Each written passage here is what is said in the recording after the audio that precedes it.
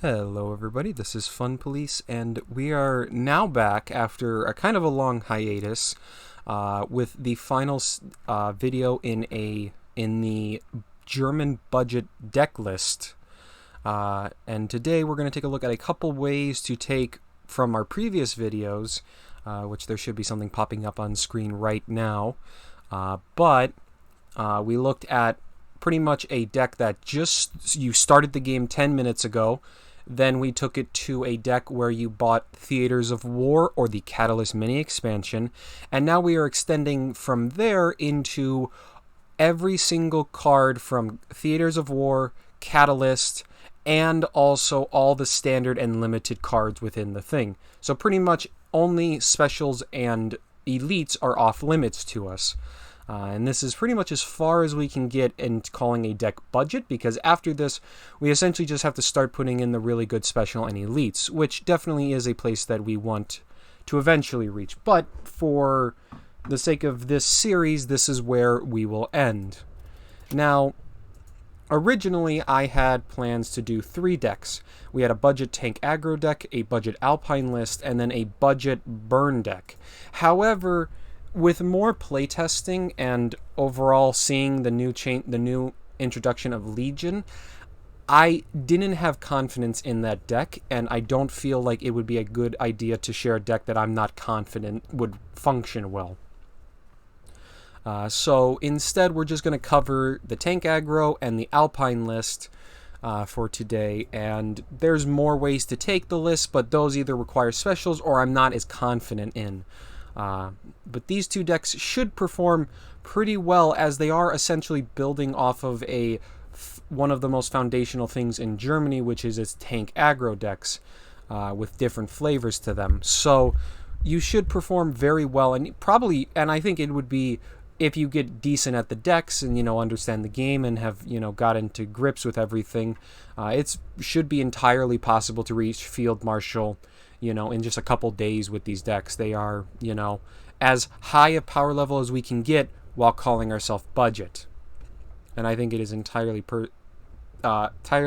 reasonable to get into OC with it. But regardless, let's just take a look at the budget tank aggro deck.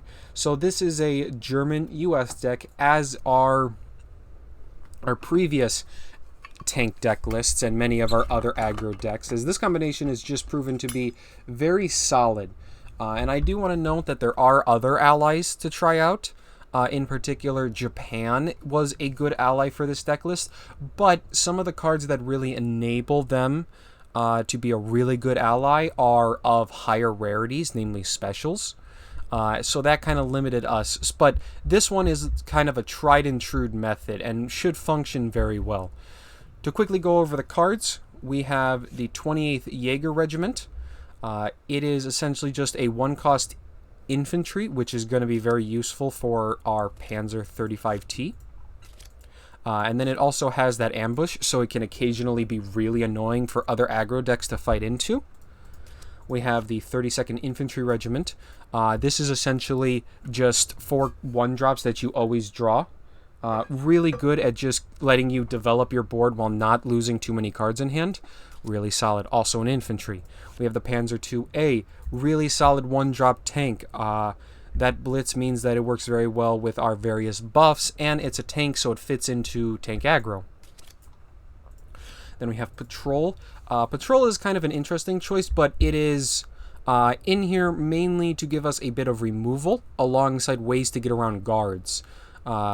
I would replace these with certain higher rarity cards, namely the 99th Battalion, if I had specials. But for right now, Patrol will do what we kind of need it to do. Very useful at picking off an annoying artillery, or for getting rid of a guard or smokescreen or something like that that we need to deal with. Then we have the 35T. This is just like a bread and butter aggro card. At this point, you should know how powerful this is. Just a really good 2-drop. The 104th Panzergrenadier, a new card from Legions. This has performed very well for me, and on a budget, just having a 3/3 for a 2-drop that is a 3/3 is massive. It's going to hit hard, and it's going to be tough to remove, and especially if you can play a turn 1 tank or have a tank when you play this, it's going to be doing that for free, which just lets you mount so much pressure. Very solid card. Then we have Blitzkrieg. As with most of these decks, Blitzkrieg is one of our high-end power levels. Or, I mean, one of our game-ending finishers. It is incredibly potent. And again, if you've been playing any sort of German aggro, this has been probably your main finisher, and you should understand how strong this is. The M16 HALF-TRACK. In the same vein as something like Patrol, this gives us ways to get through guards. It can also bounce enemy air units, which can be useful if the enemy has like some big bomber or something that is going to destroy us if we can't deal with it. It is also a tank itself, so there is a bit of usefulness there. Nice little card. 2 Tactical Strike. This isn't the most optimal thing, but in order to give this deck a bit more of a comeback option, just being able to deal 4 damage to like a bomber and artillery, nice little removal overall. PANZER III-L. Another card that we pretty much just auto-include. It's just a good body for a tank, and it has Blitz, and it's just a really good 3-drop. PANZER 38, a bread and butter 3-drop. It draws us the card. It's a decent tank body. PANZER III-F, probably one of the core cards of the deck, gives our units gives our tanks +1/+1, making them into much tougher units. Our German tanks get Blitz, although many of them, but stuff like the PANZER 38 can then Blitz out, and it has Blitz itself. Just a really solid card overall. These 3 are practically in every deck I've built so far, with any sort of, and pretty much all our budget decks. So I don't think it's that unreasonable to kind of just quickly gloss over. Same thing with the JAGDBOMBER. It's a really good 5-drop. Bounce a guard, or bounce some ground unit, whether it's a guard, some big buffed unit, whatever, you know, and develop a decent fighter. And then we have a single PANTHER G, just a hard to interact with threat. Bit expensive to operate, but hard to remove with orders, can give us a bit of an option against decks that are just like spamming orders out. And then the PANZER IV F2, it is another way to deal with units, just forcing enemy units back, you know, bouncing guards, and gives us a sort of late game presence. Overall, for this deck, you are essentially just going to want to mulligan for a 1-drop. You want to try to either have a PANZER II-A into a 104th Panzergrenadier, or an infantry into a 35T. That is our strongest set of curves and is very powerful. Then we want to just keep developing the board. For the 3F, this is one of our strongest buff cards, and we want to try to have 1 or 2 friendly tanks on the board when we play this, but you know, that's roughly where it is. Don't try to greed it. If you only have like 2 Panzer IIs on the board, just play it. It's good enough. That's a lot of stats that you're adding to the board. You know, you're gonna keep going into the mid game using stuff like the 38T and the 32nd to keep smoothing your curve out and keep yourself going. But you really want to be very aggressive with this deck. Apply pressure, get rid of guards, bounce anything that the enemy's trying to develop, and kill them before they can mount an effective defense. We do have a little bit of late game resiliency thanks to the PANZER IV F2, but it is not going to carry us in a fight, and as such is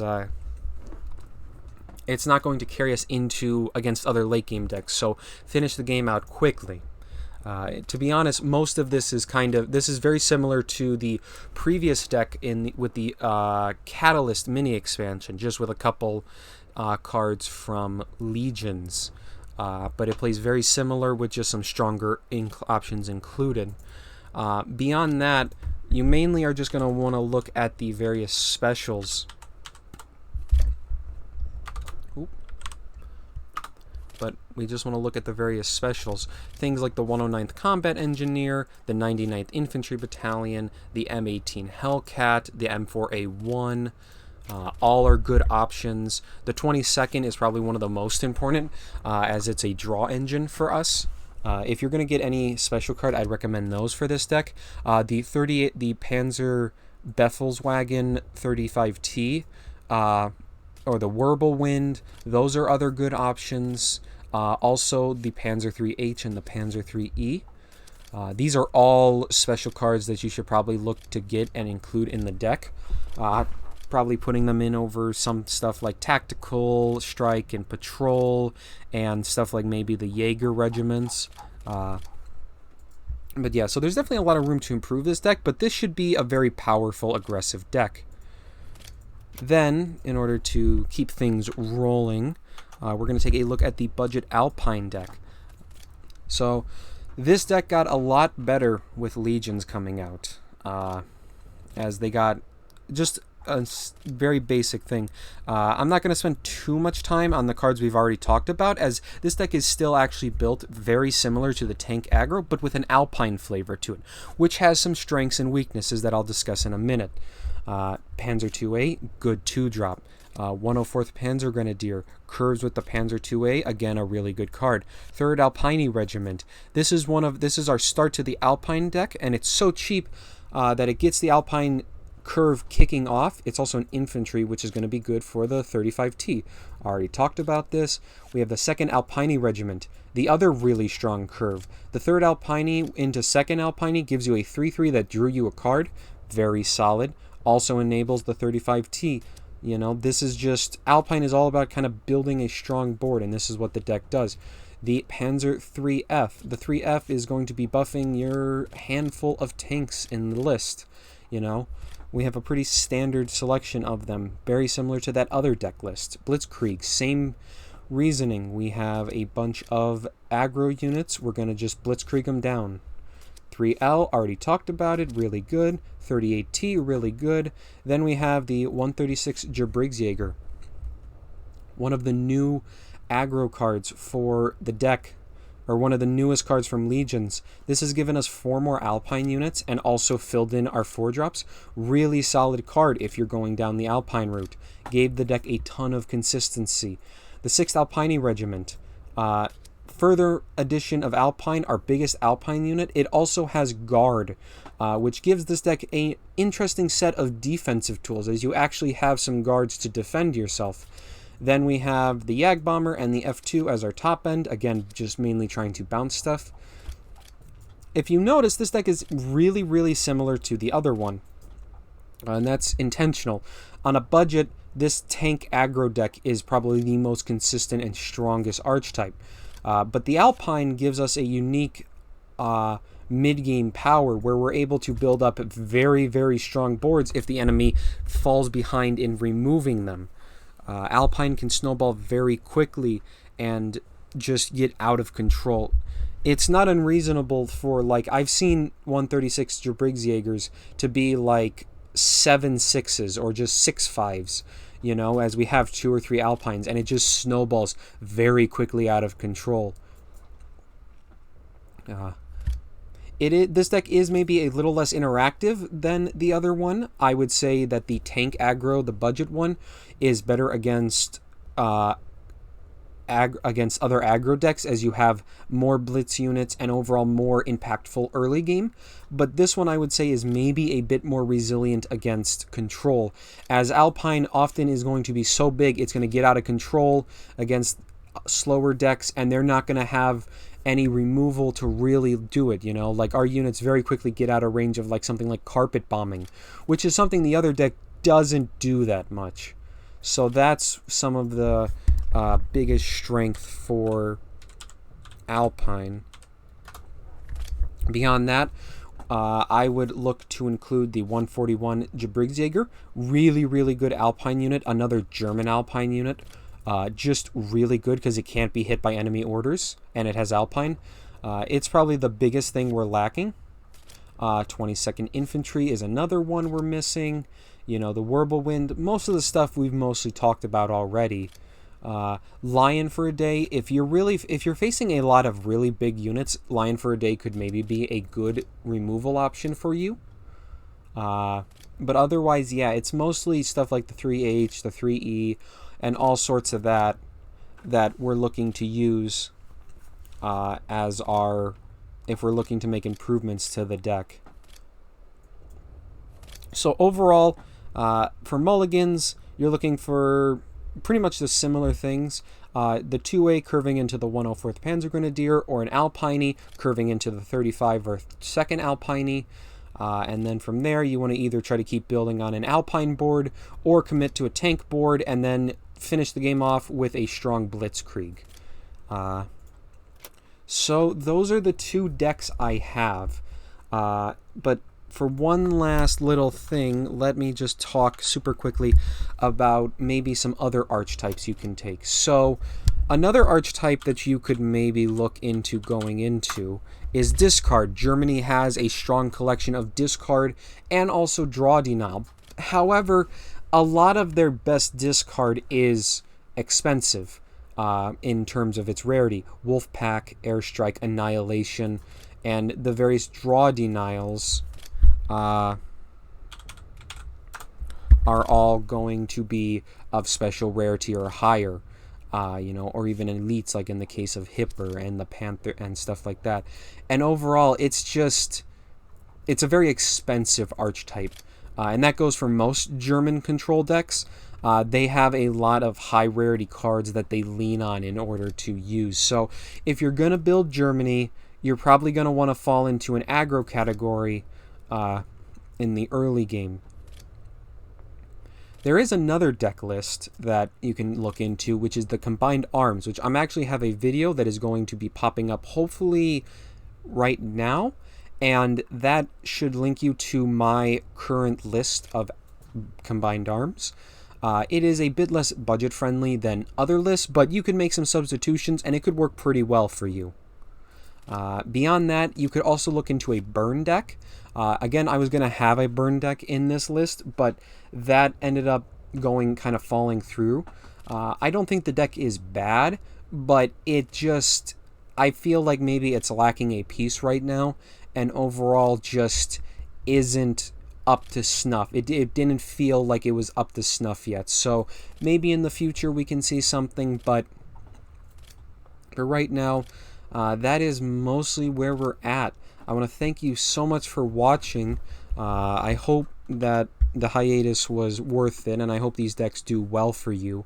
We're going to take a look at a new nation whenever we start the next kind of series of this. And we'll take a look at there, and we'll keep building. I also plan on continue to doing the deck techs. I got a few more ideas, and originally this video was meant to be a deck tech. But the deck I was building kind of fell through, and I want to try to deliver good decks to people rather than for meme decks, although I do plan on doing some meme lists also. But otherwise, thank you all so much for watching, and have a good day.